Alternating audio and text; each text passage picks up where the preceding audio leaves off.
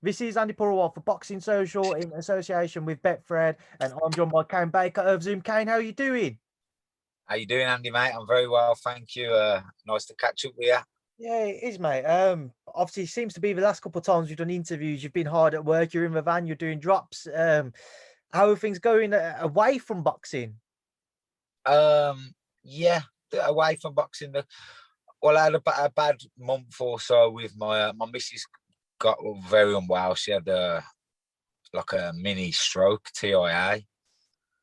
So I have had a bit of time away from boxing, and obviously trying to help out at her place. But it's been a few weeks now, a month or so, and she's in full recovery and doing a lot better. So yeah, I'm out and about a bit more and busier and happier again.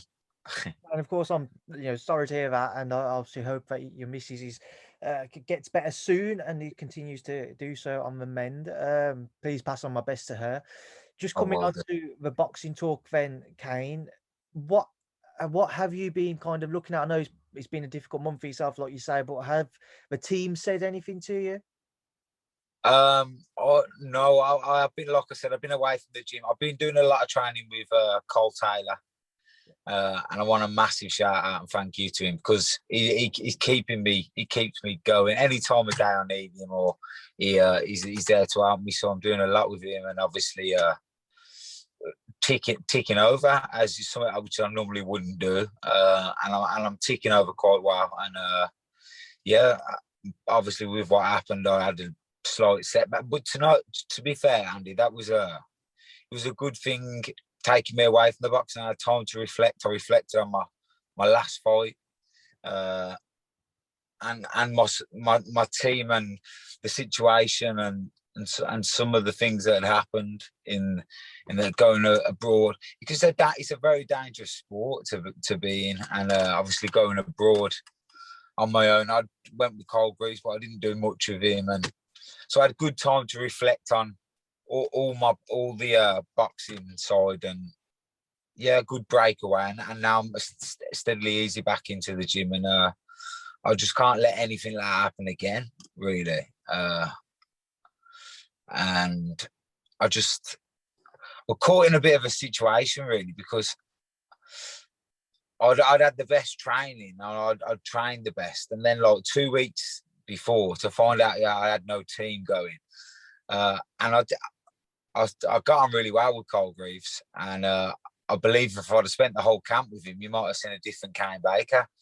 But to get something in the couple of weeks we had was very hard. But I was glad he come with me, as I would have gone on my own. That's the kind of guy I am. I was, but to fly out especially when your family, they're watching at home. If they're there, it's a different thing. But when it's a dangerous sport, like I said, and when you get to a certain level of where I am now, and the people all my career, I fought hard people, but to get where I am, and then to be there, I had a few things go wrong, and Cole, I think he kind of picked up on it, but we didn't know each other now well enough to rectify anything, or to so I was down in the dumps, and I probably would have just trudged through and took fights. But that happening to my missus took me away from boxing for a month or so, and I had time to reflect. And I am a tough lad, and I do love fighting, but I don't want to sound myself short. And especially when I've seen myself in the rankings now, in like what we were saying, in 13, I don't want to sound myself short and give myself. I've took fights on a day's notice, and I've got taxis to York Hall on a couple of days' notice after coming back off holiday, and I don't want to. I want to give the best I can. I mean, I've had sponsors that have helped me, and I just want to repay them that. And I didn't in my last fight. And even though I believe Khoumari was the better fighter, and he probably would have beat me. I just didn't put myself. I didn't take it where I wanted to. It just wasn't the best Kane Baker, and that's something I still want to get out there. There's only probably a few fights left in me, something like is like that I'd want to put out there. He's a good solid version of Kane Baker, and I'm not going to sell myself short when I'm quite ranked highly, really. Just going off what you're saying there, Cameron, have you spoken to the BCB team about the Khoumari situation, everything that happened, and are you still actually together? Just kind of going off what you're saying, are you guys all still working together? I haven't been at BCB, but I will still be working with them. But obviously, that was a massive thing for me, and it's a massive stable, as you know, Andy. And they've got some really great champions there, and I don't want to. There is obviously a pecking order of such, and for me, I've just got to be more selfish for myself now. And Errol Johnson is probably one of the best coaches you'll get out there.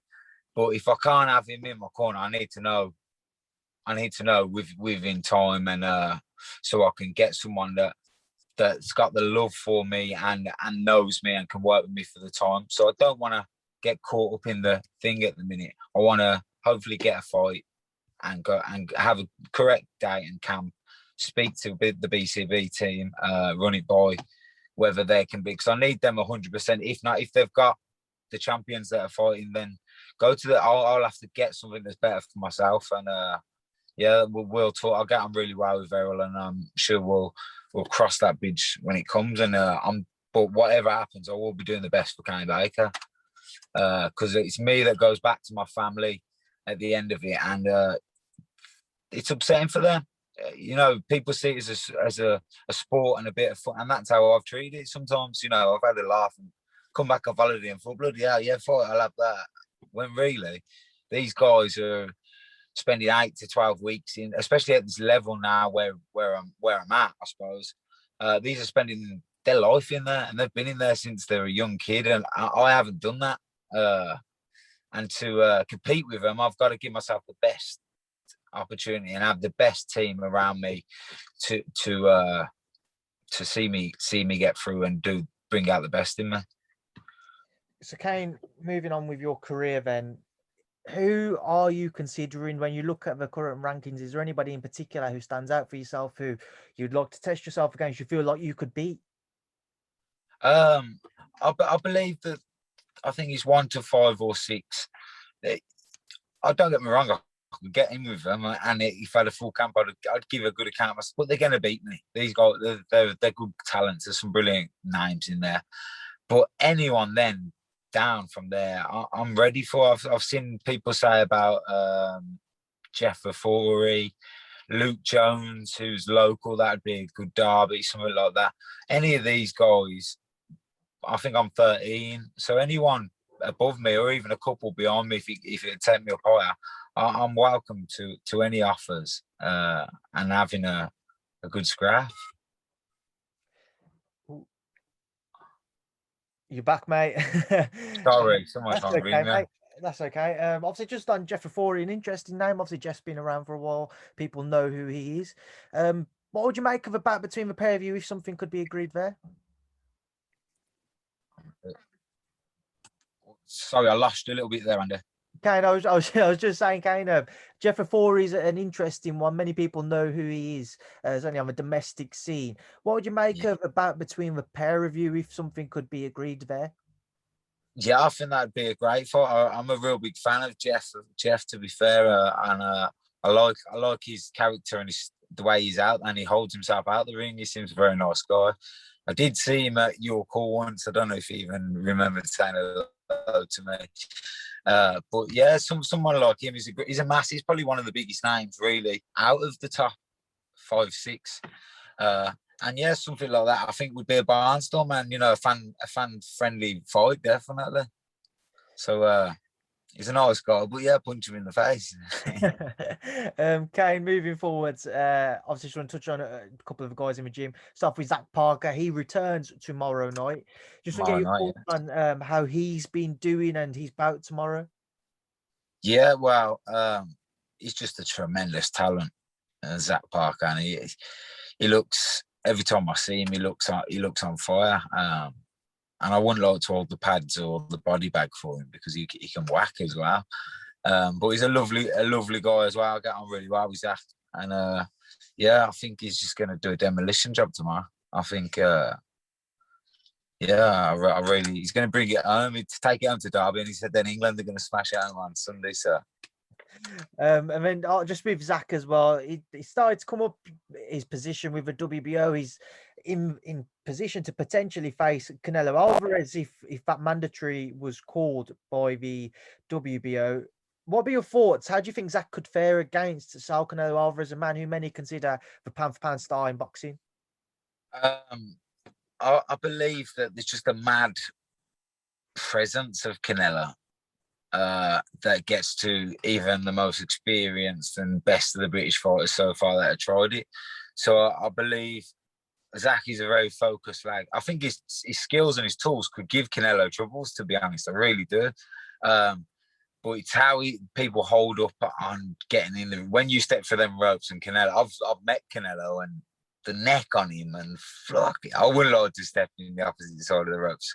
And the presence he brings, and the popularity, and it's if Zac holds that together and sticks to his boxing, then you never know. But yeah, if he folds, which a lot of people have, they say they don't. All these top fighters from America, and they seem to just fold a little bit in there. The edge of Canelo is something else. And then Kane, just want to touch on Lennox Clark as well. Nothing announced with Lennox yet, but what do you think will be next for him? What do you think people could expect to see from him next? Well, I think now he's got to take this and use the momentum and get out again. That's a key thing for Len. I think it's momentum, and because he's one hell of a fighter, really. And I've trained a lot with Len, and I've done camps with him, and we do the track, and we go sparring up and down the country. And on his day, Lennox can beat anyone. He really can. But I think it's all about momentum now. He's just got to get a date secured, and crack on, because his last performance, you need to get out, and people want to see more, and it's the time is to strike while the iron's hot, like. So he needs to get a date and bring out the best in Lennox Clark. Definitely momentum. Right, Kane, we will leave that then. I'll leave you to enjoy the rest of your day and get back to work. I appreciate you taking some time apart. I'm leaving a final word to yourself, though, for everybody who will continue to follow your journey, and everybody looking forward to your next outing. Message to those. Well, Eddie said to me he's looking for another opportunity. So Eddie, I'm training. Get me a date. And thank you to all my followers and people that message me. I've built up a great social media platform where I'll get on and I'll interact with a lot of people and weight loss journeys and things like that, and keep direct messaging me, and I'll keep responding to all these different people in any way I can help or do anything like that. I love doing. Thank you to my sponsors as well, not just competitions and County Clean. They always support me, and we're just waiting on a fight date, and and that's it. And then Kane Baker will be back in a boxing ring near you soon. All right, Kane, it's a pleasure to catch up with you. Enjoy the rest of the day. Like I say, thanks for speaking to Boxing Social. Thank you very much, Andy. Take care, mate.